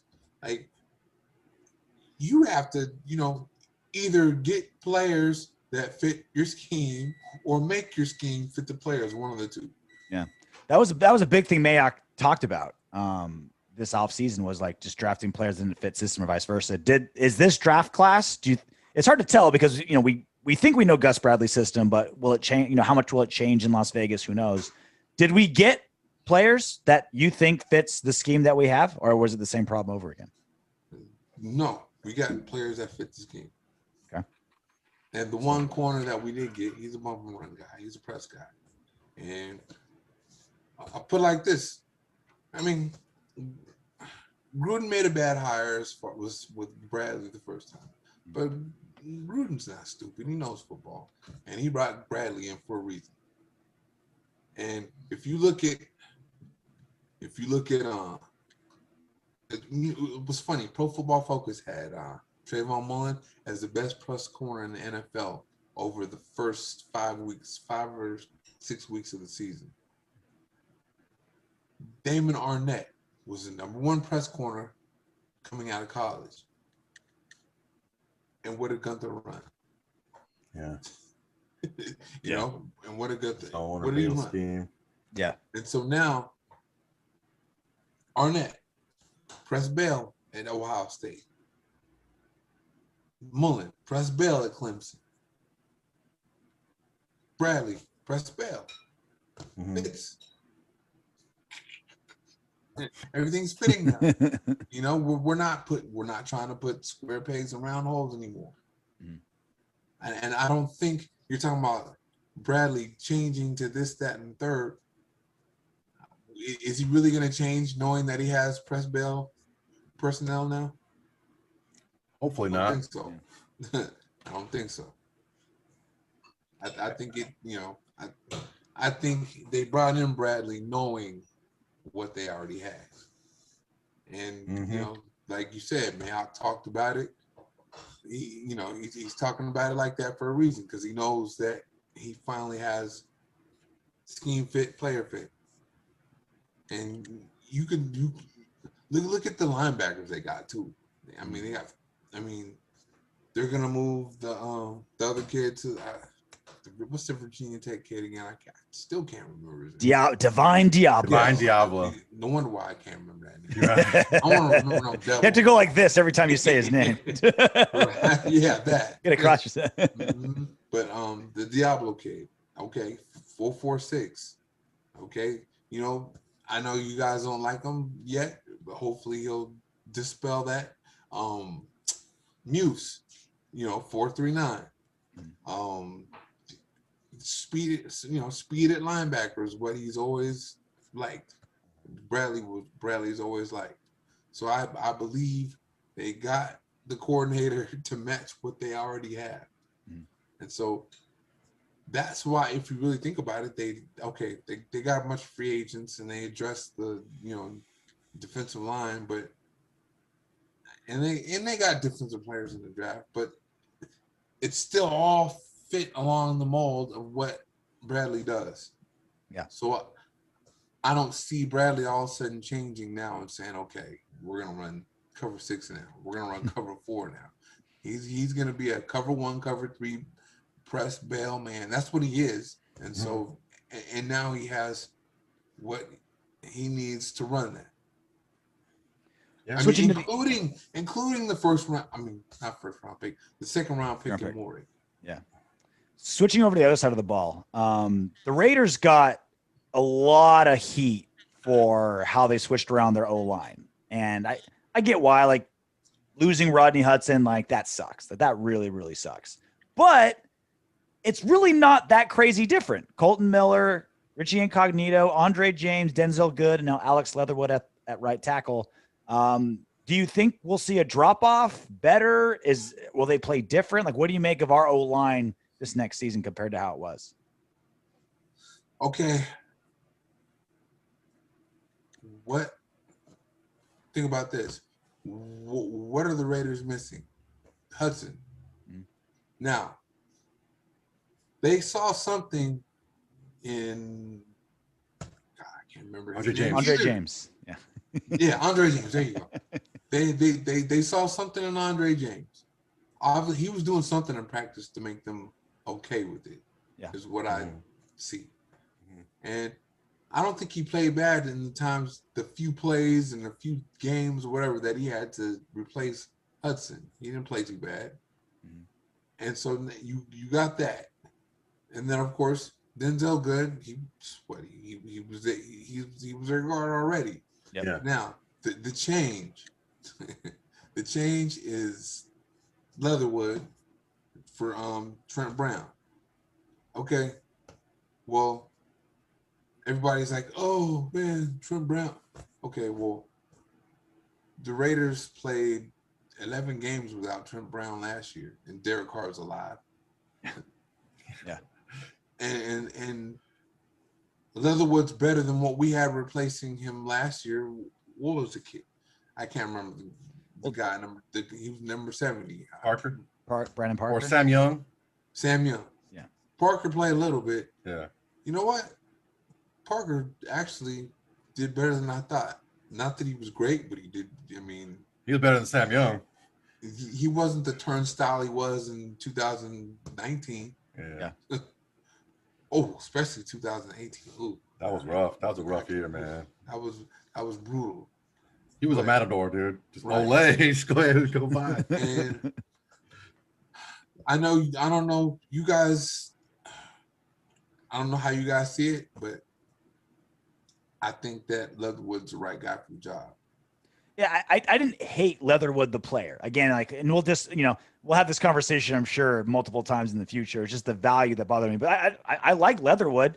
No problem with the player, no. I mean, obviously, right, he played and he showed that positional flexibility that Tom Cable loves, right? He played right side, left side, guard, tackle. Like he played everything but center. And that obviously worked out great for us when guys started falling out, that you could put Denzel Good anywhere. You can move guys around. Okay. I think Tom Cable loves. Is that not a part of value? Yes. That is part of it. Yes. So there's no guarantee. Okay. So there's no guarantee that, can you guarantee me that Darrisaw could play the right side and make that switch and be okay?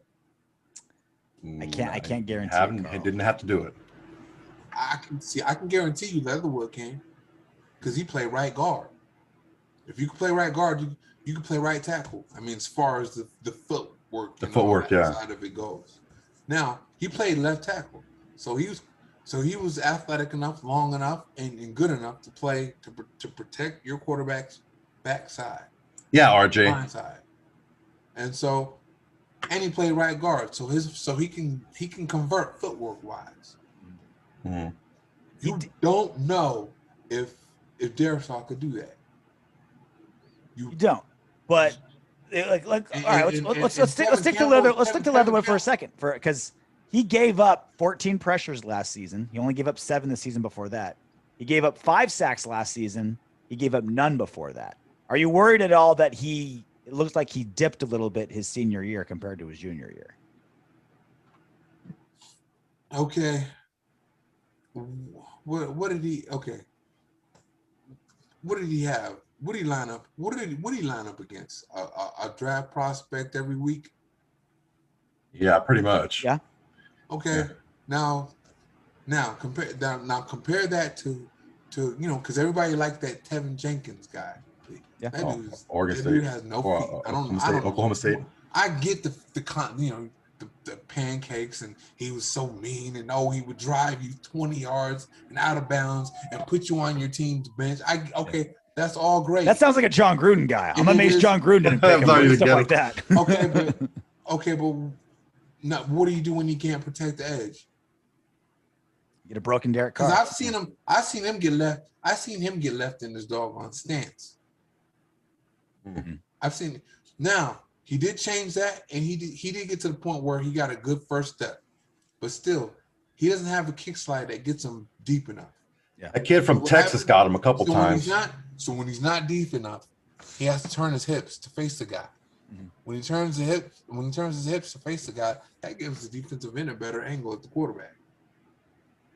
It's because he's trying to, he's turning and facing him, and then he's trying to push him out past the quarterback. That's not always going to work. And what does that leave you? What does that leave you open to? Inside spin move, double move. Thank you.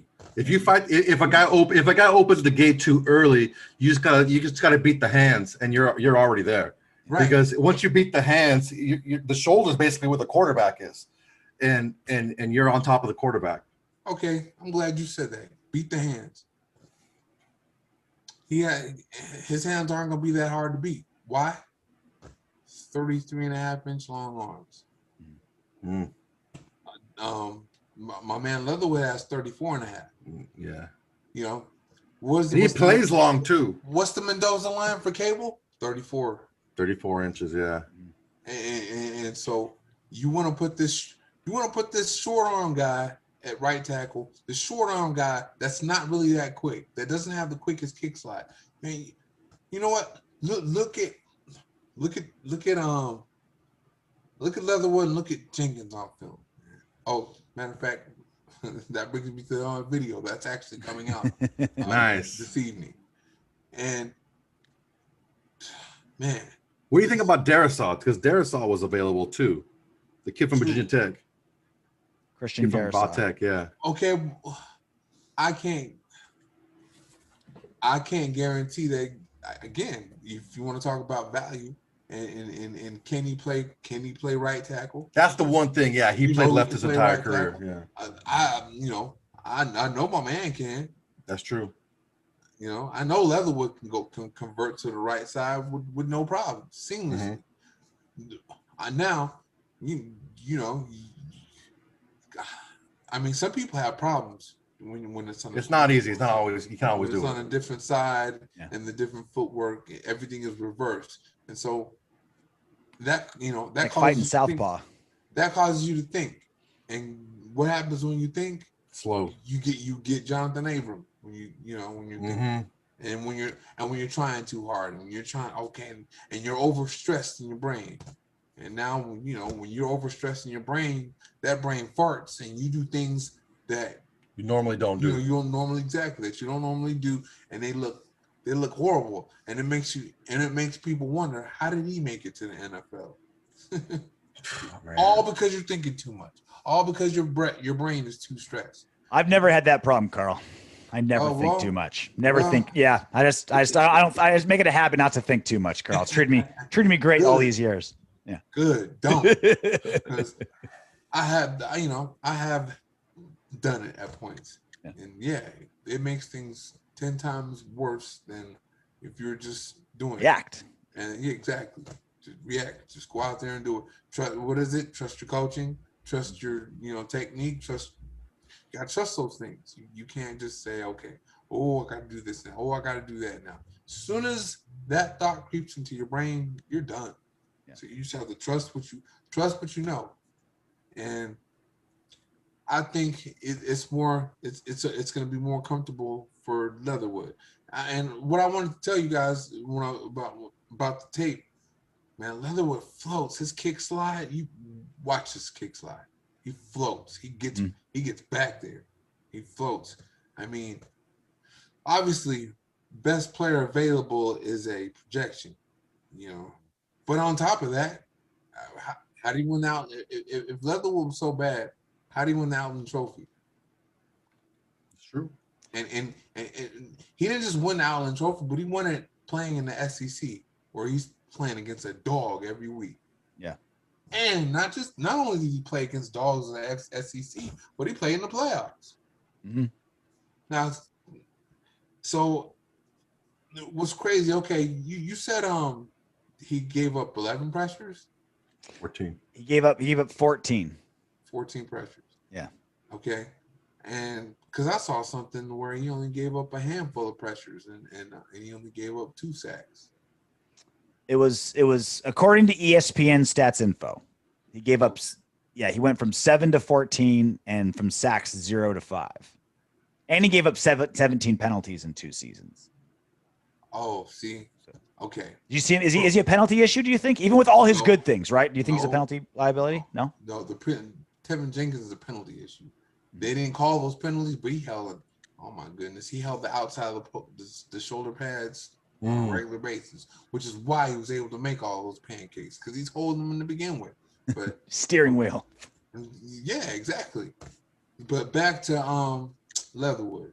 See, according to PFF, he gave up 2 sacks, had 2 penalties, and 3 pressures, something like that, or 5 pressures. Okay.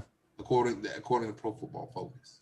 So, you know, who are we to listen to?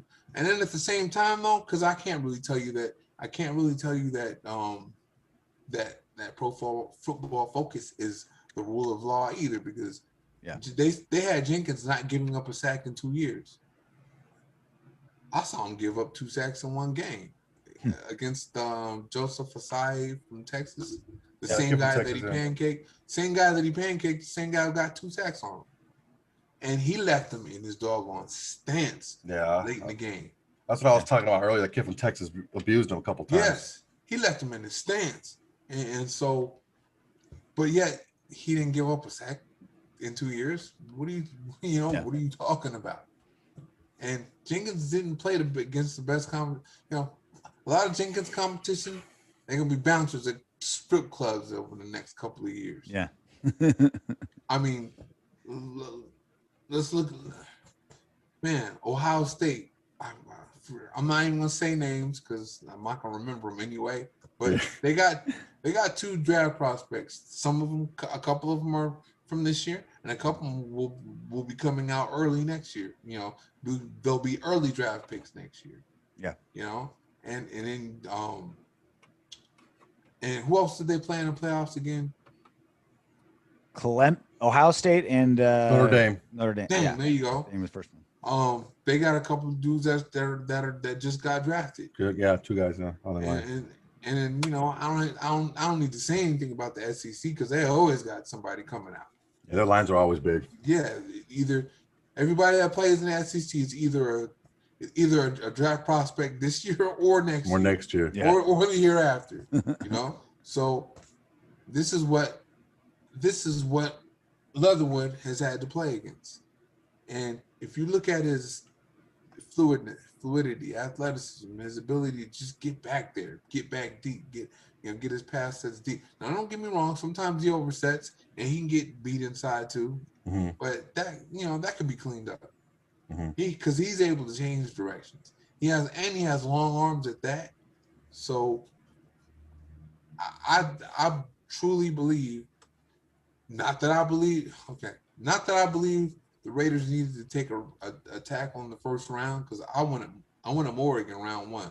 Yeah. But I'm happy because they got him in round 2. Doesn't matter when they get him, they got him. Mm-hmm. But I truly believe that Leatherwood was the right guy to take at that time. I mean, Panay Sewell, that dude is.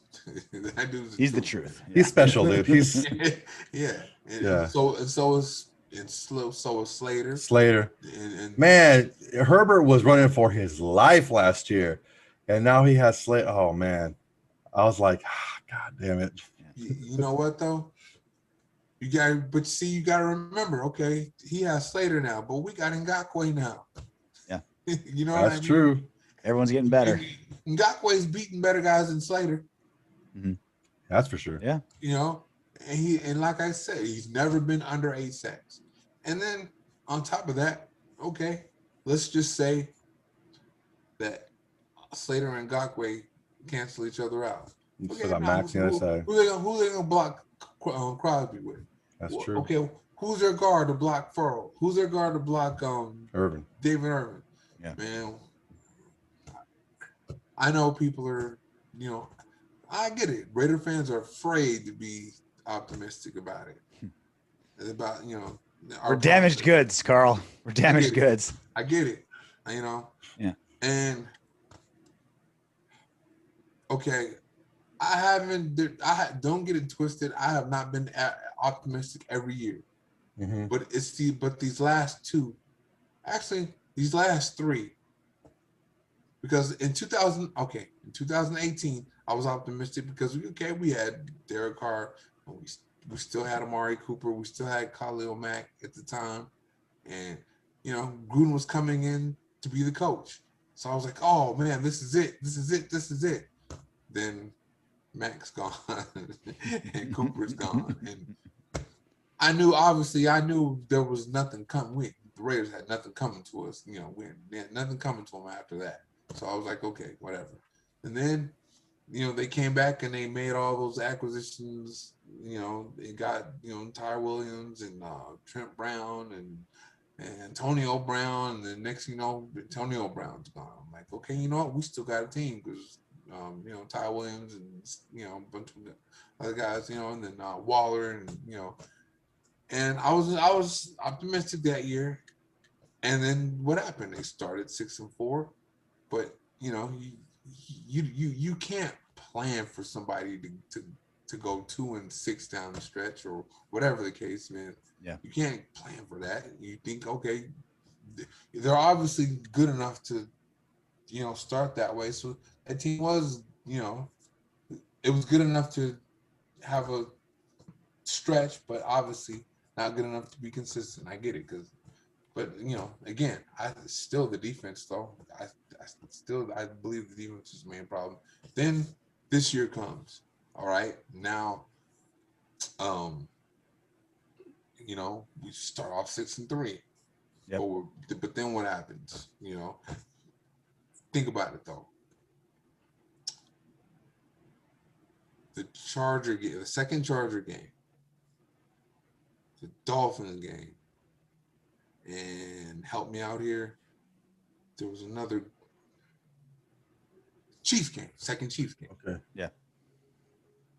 They were allowed. The defense allowed them to march down the field and score in like 20 seconds to win the game. Yeah. I'm exaggerating, obviously, but you're not that far off. But my point. Yeah, it's not that.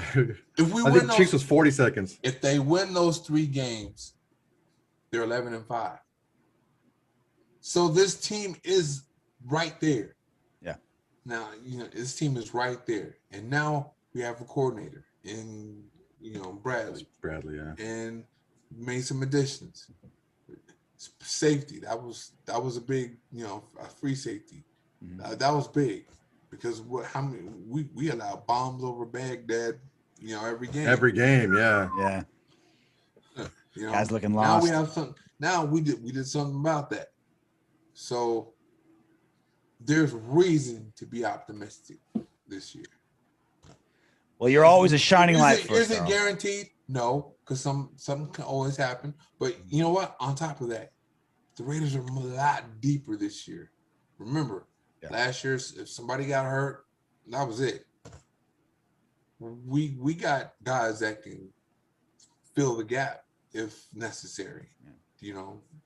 And we play the NFC East next season, which is to pick on those boys. Wow. Yeah, I'll take some I'm easy liking pickings. that. I like that a lot. Oh yeah. Yeah. Well, like Michael Scott from The Office said, I am ready to be hurt again. And you are always giving us a reason to be optimistic, Carl. His name's Carl Cockerham.